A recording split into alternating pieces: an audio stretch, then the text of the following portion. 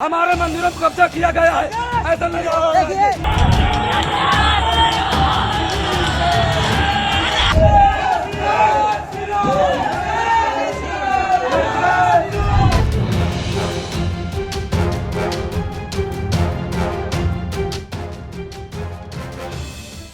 नमस्कार, आदाब, सत श्री अकाल, जय भीम, जोहार। मेरा नाम है नवीन कुमार। यह हुल्लड़ नहीं, आतंकवाद है। गेरुआ गमछे में लिपटे हुए आतंकी नंगा नाच कर रहे थे और पुलिस की वर्दी में बैठे हुए गीदड़ उनकी आरती उतार रहे थे।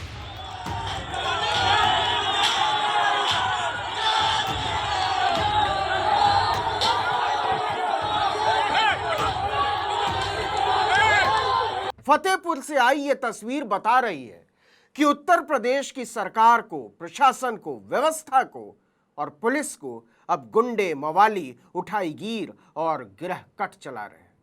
न सीएम का कोई मतलब है, न डीएम का, न डीजीपी का, न किसी मिनिस्टर और कोतवाल का। गुंडों की भीड़ सरकार और पुलिस के माथे पर नाचती है और मुख्यमंत्री से लेकर सबसे बड़े कोतवाल तक उनकी जय बोलती है। हमारा जमीन से कब्जा किया गया है, हमारे मंदिरों पर कब्जा किया गया है, ऐसा नहीं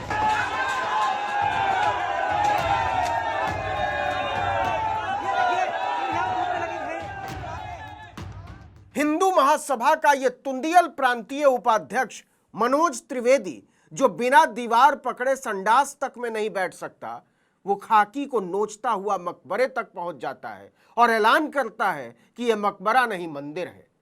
फतेहपुर का एसपी अनूप सिंह पूरी बेशर्मी से कहता है कि हमने पुलिस तैनात की तो थी, बैरिकेडिंग भी की थी, लेकिन पता नहीं कैसे कुछ अराजक तत्व हमारे माथे पर नंगा नाचने लगे। हम उन्हें रोक ही नहीं पाए। हम बताते हैं क्यों नहीं रोक पाए। क्योंकि उत्तर प्रदेश में गुंडे मवालियों और पुलिस फोर्स का अंतर खत्म हो चुका है। दोनों को संविधान से कोई लेना देना नहीं है और राज्य के मुख्यमंत्री तो इन गुंडों मवालियों के आगे थर थर कांपते हैं। बस उनके गले में गेरुआ गमछा होना चाहिए। यहाँ पे झंडा फहरा दिया गया है।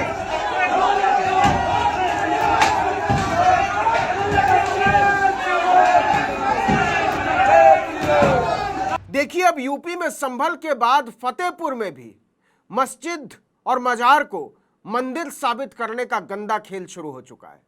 पुलिस को सब पता था कि क्या होने जा रहा है, ऐलानिया तौर पर हुआ है।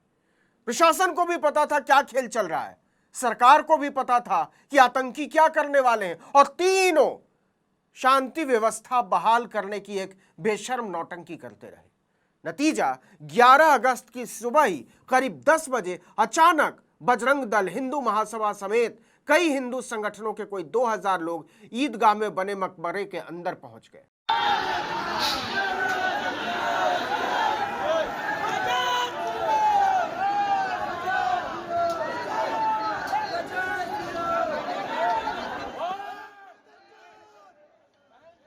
इन आतंकियों की दहशत के मारे योगी की पुलिस भाग खड़ी हुई।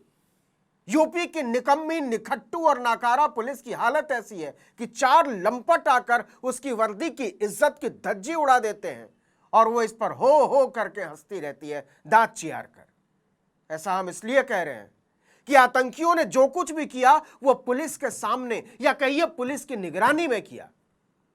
उसने पहले से मकबरे के चारों तरफ बैरिकेडिंग कर रखी थी, लेकिन लाठी डंडे से लैस हिंदू संगठन के कार्यकर्ताओं ने मकबरे को मंदिर बताकर तोड़फोड़ करनी शुरू कर दी। कुछ लंपटों ने मकबरे की छत पर चढ़कर भगवा झंडा लगा दिया। झंडा फहराने का काम।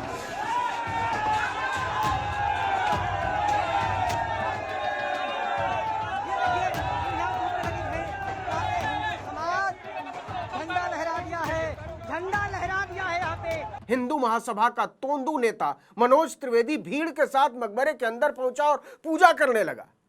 मकबरे पर भगवा झंडा और पूजा पाठ देखकर मुस्लिम समुदाय के लोग भड़क गए। लगभग 1500 लोग दूसरे समुदाय के भी ईदगाह पहुंच गए। आतंकी उन्हें भी ललकारने लगे। इसके बाद तनाव और बढ़ने लगा। तब जाकर पुलिस को महसूस हुआ कि हालात बहुत ज्यादा बिगड़ गए हैं, नियंत्रण से बाहर हो गए। अभी तक आतंकियों की आरती उतार रही पुलिस लाठियां चलाकर भीड़ को खदेड़ना शुरू करती है, लेकिन तब तक बवाल इतना बढ़ चुका था कि 10 थानों की फोर्स बुलानी पड़ी। हिंदू महासभा का गीदड़ मनोज तिवारी लाठी के डर से भागने वालों में सबसे पहले था। इसके बाद मकबरे से भगाए गए आतंकी वहां से कोई 500 मीटर दूर डाक बंगला चौराहे पर जाम लगा देते हैं। वो सड़क पर बैठकर हनुमान चालीसा का पाठ करने लगते हैं। लेकिन इन गुंडों को हनुमान चालीसा भी ठीक से याद नहीं था, या तो गलत सलत पढ़ रहे थे और नहीं तो मोबाइल में देखते।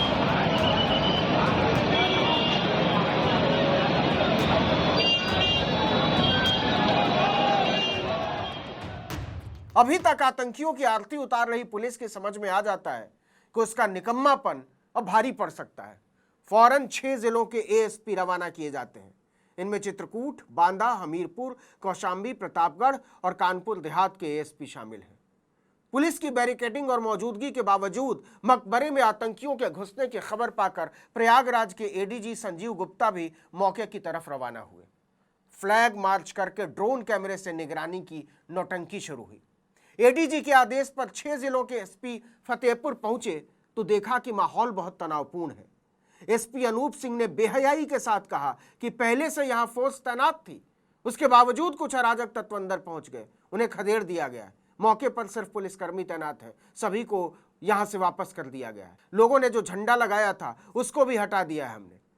सब कुछ हो जाने के बाद फतेहपुर में फ्लैग मार्च करके ड्रोन कैमरे से निगरानी की नौटंकी की जा रही है। पहले से ही पूरी फोर्स लगाई गई थी, सारी तैयारी थी, लेकिन उसके बाद भी कुछ लोग यहाँ पे आ गए और उनको जो है तुरंत वापस कर दिया गया। फिलहाल जो है कोई झंडा नहीं है, उसको हटवा दिया गया है और ये उनकी डिमांड भी थी मुस्लिम पक्ष की, और उसके बाद वो लोग चले गए। व्यवस्था बहाल करने का नाटक चाहे जितना कर लीजिए, लेकिन सच ये है कि पुलिस प्रशासन और हिंदू आतंकियों ने मिलकर शांति व्यवस्था को भंग करने का पूरा बंदोबस्त कर रखा था। लेकिन अमन पसंद लोगों की पहल ने उनके किए कराए पर पानी फेर दिया। शहर काजी सईदुल इस्लाम अब्दुल्ला ने बिना देरी मुस्लिम समुदाय से शांति व्यवस्था बनाए रखने की अपील जारी की और कहा कि इन लोगों ने शहर का अमन चैन खराब करने के लिए हुड़दंग किया है, लेकिन हम लोगों को शांत रहना है, प्रशासन अपना काम करे। मलबा में मस्जिद बन रही है, उसको अभी तक कुछ नहीं कर पाए। हमको हमारे मंदिर जाने से रोकेंगे। कान खोल कर सुन लो, कप्तान महोदय को चुनौती है, हम चुनौती स्वीकार करते हैं। उन्होंने कहा है लाठी से रोकेंगे, गोली से रोकेंगे। 90 की कार सेवा दोहराने आए हैं। आपको बता दें कि आग भारतीय जनता पार्टी की लगाई हुई है, नरेंद्र मोदी और योगी आदित्यनाथ के चेलों की लगाई हुई है। भाजपा के दंगाई जिलाध्यक्ष मुखलाल पाल ने 10 अगस्त को बाकायदा प्रेस कॉन्फ्रेंस करके अगले दिन मकबरे में पूजा पाठ और आरती करने का ऐलान किया था। उसी ने कहा था कि यह मकबरा नहीं मंदिर है। उसने डंके की चोट पर ऐलान किया था कि 11 अगस्त को सुबह 9 बजे कर्पूरी ठाकुर डाक बंगले पर एकत्र होना है। वहां से रेड़ैया जाकर पूजा पाठ करेंगे हम लोग। हम हर हाल में वहां पूजा पाठ और आरती करके रहेंगे। पूरा शहर जानता था कि क्या होने जा रहा है, लेकिन पुलिस और प्रशासन ने इसे नहीं रोका, या कहिए वो रोकना नहीं चाहते।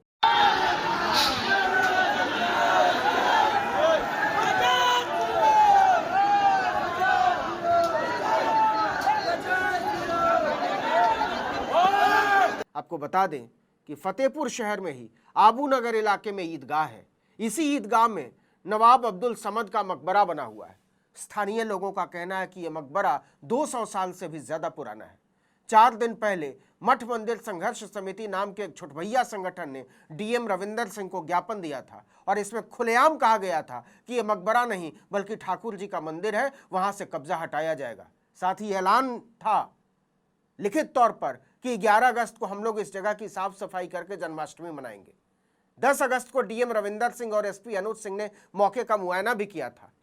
सुबह से मकबरे के सामने फोर्स भी तैनात की गई थी, लेकिन किसी को पता नहीं था कि एसपी और डीएम व्यवस्था संभालने का केवल नाटक कर रहे हैं। असल में वो दंगाइयों के इशारे पर नाच रहे हैं और उनकी औकात नहीं है कि वो उनके इशारे पर न नाचें।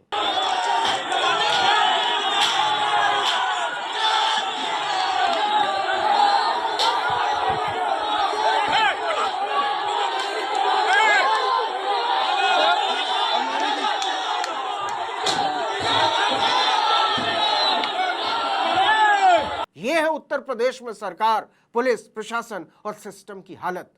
यहां दंगाई, गुंडे, मवाली तय करते हैं कि जिले का डीएम और एसपी क्या करेगा, कितना करेगा और कब करेगा। उत्तर प्रदेश में डीएम और एसपी की हालत सड़क पर चूरन बेचने वाले से ज्यादा कुछ नहीं रह गई। चूरन बेचने वाले को भी नहीं पता होता कि शहर का गुंडा उसे वहां से कब भगा देगा। इस वीडियो में इतना ही, लेकिन अगर आपने आर्टिकल 19 इंडिया को अब तक सब्सक्राइब नहीं किया है तो फौरन कर लीजिए, बेल आइकॉन दबाइए, घंटी जैसी आकृति लाइक कीजिए और कमेंट करके बताइए हमारा वीडियो आपको कैसा लगा। हमारा ट्विटर हैंडल है article19_India और मेरा ट्विटर हैंडल है नवीन जर्नलिस्ट। नमस्कार।